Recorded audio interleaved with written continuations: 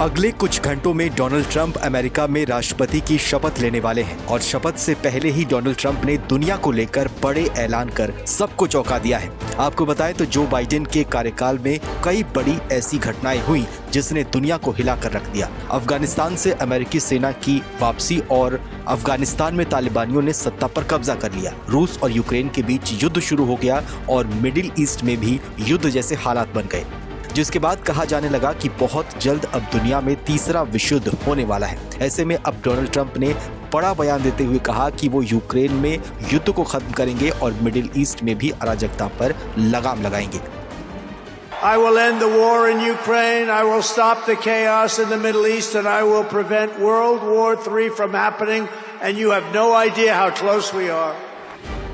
Donald Trump का America का फिर से राष्ट्रपति बनना भारत के लिहाज से भी बेहद महत्वपूर्ण होने वाला है। राष्ट्रपति डोनाल्ड ट्रंप और प्रधानमंत्री नरेंद्र मोदी के बीच जिस तरह के संबंध और इक्वेशन पहले रहे हैं, ट्रंप 2.0 में भी हमें भारत के नजरिए से अच्छे नतीजे देखने को मिल सकते हैं, ऐसा विशेषज्ञों का अनुमान है। चीन को काउंटर करने, चीन को किनारे करने के लिहाज से भी ट्रंप सरकार का ये कार्यकाल बेहद महत्वपूर्ण होगा। डोनाल्ड ट्रंप के शपथ ग्रहण समारोह में विदेश मंत्री एस जयशंकर भारत का प्रतिनिधित्व कर रहे हैं।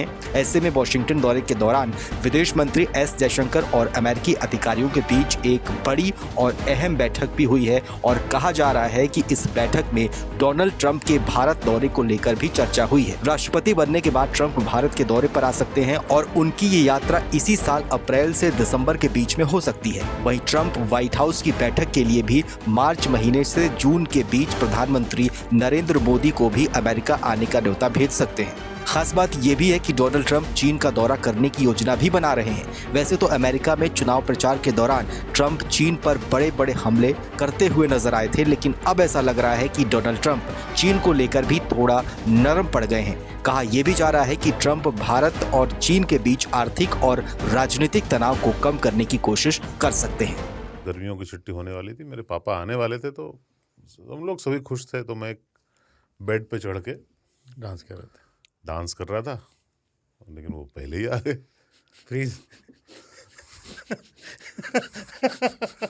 तो मैं उस समय तो कंटिन्यू नहीं कर सकता था, तो फ्रीज फ्रेम टाइप का हो गया। कसम पैदा कर